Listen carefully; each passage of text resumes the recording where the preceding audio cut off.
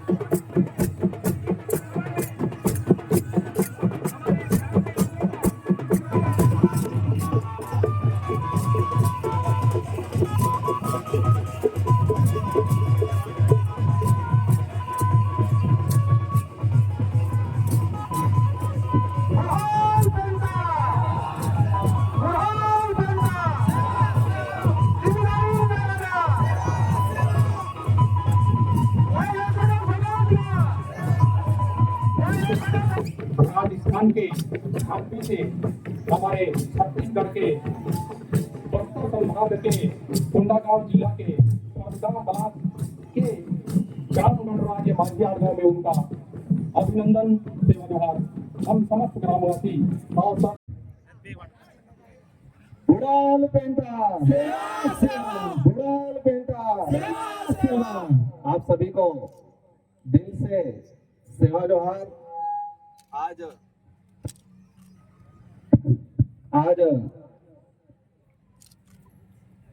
छत्तीसगढ़ राज्य के अंदर इस आदिवासी बाहुल्य क्षेत्र कोंडागांव जिले के अंदर आप सभी ने मेरा और हमारे समस्त साथियों का दिल से जो स्वागत किया गया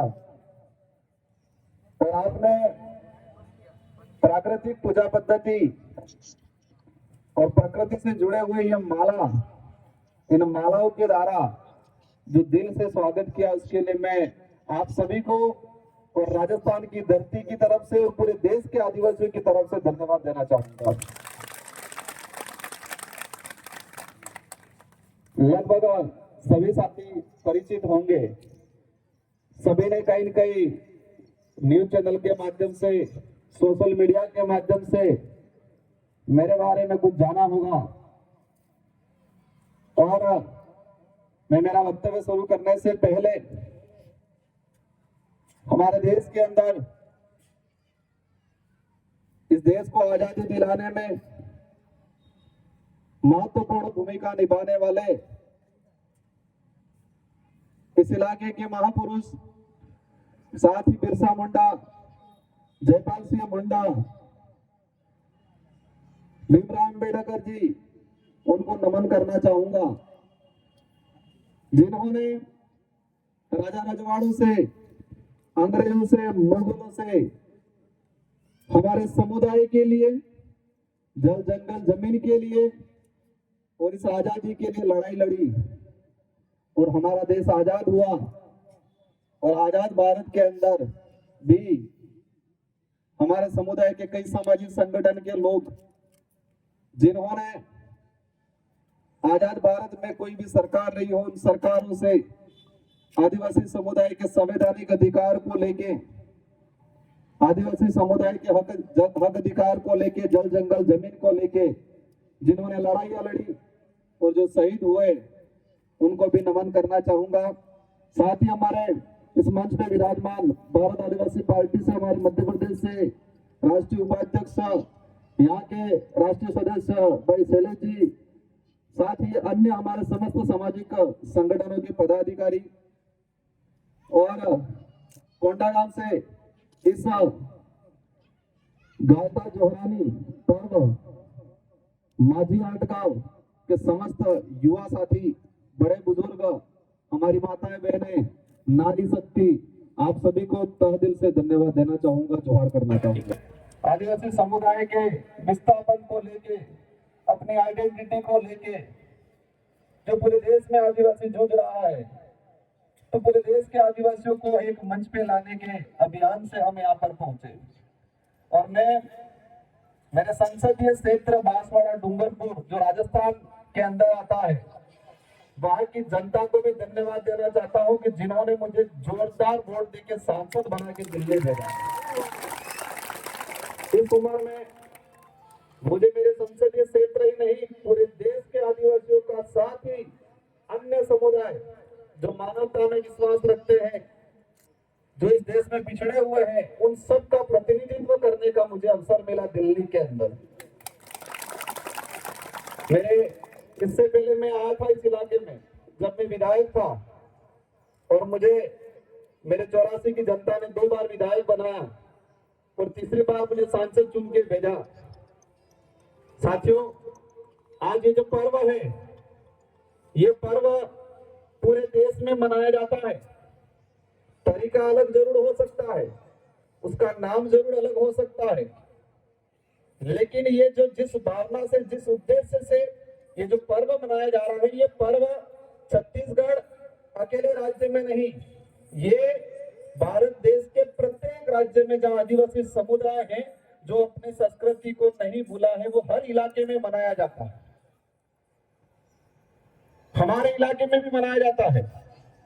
जो पहली फसल होती है और फसल पकने के बाद हमारे घर में ले जाने और हमारे खाने से पहले हमारा समुदाय हमारे पूर्वजों को, हमारे कुल देवताओं को, देवी देवताओं को पहले पूजता है और एक पर्व के थ्रू पूजता है। पूजने के बाद देवी देवताओं को भोग चढ़ाने के बाद ये अनाज ग्रहण करता है। ये परंपरा पूरे देश के आदिवासियों के अंदर है और इसको बरकरार रखना है हमारे, क्योंकि यही हमारी पहचान है, आदिवासियों की पहचान है।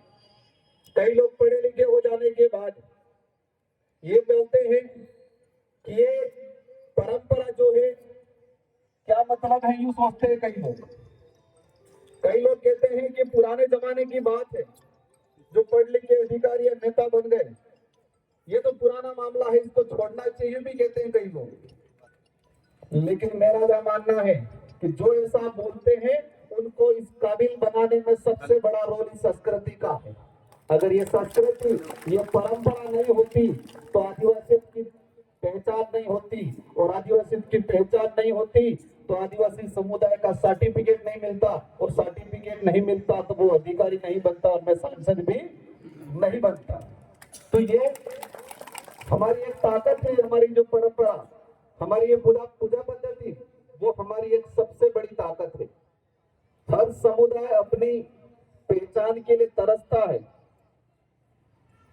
पहचान बनाने में तरसता है, लेकिन हमारे पूर्वजों ने हमारी इतनी पहचान बना के गए हैं, इतनी छाप छोड़ के गए हैं कि हमें नया कुछ नहीं करना है, सिर्फ उसका संरक्षण करना है। क्या करना है? संरक्षण करना है, उसको जीवित रखना है, उसको जीवित रखना है और आने वाली पीढ़ी को सिखाना है। हमारी जो परंपरा हजारों सालों से, ये जो परंपरा, ये जो रीति रिवाज 100, 200, 500 सालों से नहीं, ये रीति रिवाज हजारों सालों से है। जब इस देश के अंदर कोई धर्म नहीं बना था, इस देश के अंदर कोई व्यवस्था नहीं थी, उस समय से ये हमारी परंपरा जो है। तो इस परंपरा के आधार पे कल्चर किसी भी व्यक्ति के विकास में बाधक नहीं होता है, सहायक होता है। जो लोगों को, कई लोगों को लगता है कि हम पढ़ लिख गए अब आगे बढ़ गए, मेरा जो मानना है, आदिवासी समुदाय की परंपरा, रीति रिवाज, आदिवासी समुदाय का पहनावा, संस्कृति, आदिवासी समुदाय की पूजा पद्धति, आदिवासी समुदाय के प्रत्येक व्यक्ति को आगे बढ़ाने में सहायक है, न कि बाधक है। वो सहायक है, बाधक नहीं है। इसलिए साथियों, मुझे आज आने का अवसर मिला। मैं जहां तक देख रहा हूं, हमारे यहाँ पढ़ा लिखा युवा भी है, कुछ गवर्नमेंट सर्विस में होंगे साथी, हमारे बड़े बुजुर्ग भी हैं, माताएं बहनें भी हैं, और मैं पूरे देश के अंदर देख रहा हूं कि आदिवासी समुदाय हर समस्या से जूझ रहा है, हर समस्या से। ये बात अलग है, किसी को दिख रहा है किसी को नहीं दिख रहा है। सिंपल सी चीज है, विकलांगता जो दिव्यांगता बोलते हैं, विकलांगता आदमी शरीर से विकलांग होता है, हाथ से या पैर से, तो हमको एहसास होता है कि विकलांग है। लेकिन इस देश के अंदर कुछ ऐसी विचारधारा है जिन विचारधाराओं ने हमारे समाज के कुछ लोगों को मानसिक विकलांग बना दिया गया है। कौन सा विकलांग? मानसिक विकलांग। विकलांगता दो प्रकार की होती है। एक तो ये ऊपरी जो पहनावा या ऊपरी जो हमारा शरीर का हिस्सा है, ये हाथ है, ये नाक है, ये पैर है, इसमें कहीं क्रैक आ गया जन्मजात या एक्सीडेंट के बाद, तो एक विकलांगता होगी शरीर की विकलांगता ऊपर ही, और दूसरी विकलांगता अंदर की मानसिक विकलांगता। और इस देश के अंदर कुछ विचारधाराओं ने हमारे समाज के पढ़े लिखे लोगों को मानसिक रूप से विकलांग करने का काम किया है। और जो मानसिक रूप से विकलांग लोग होते हैं, जो हमारे समाज की परंपराओं को खत्म करने का काम करते हैं। मानसिक रूप से विकलांग होते हैं जो हमारे समुदाय की पूजा पद्धति पे कलम चढ़ाने का काम करते हैं। मैं समझता हूं आप मेरी बात को समझते होंगे। तो जो मानसिक रूप से विकलांग हैं,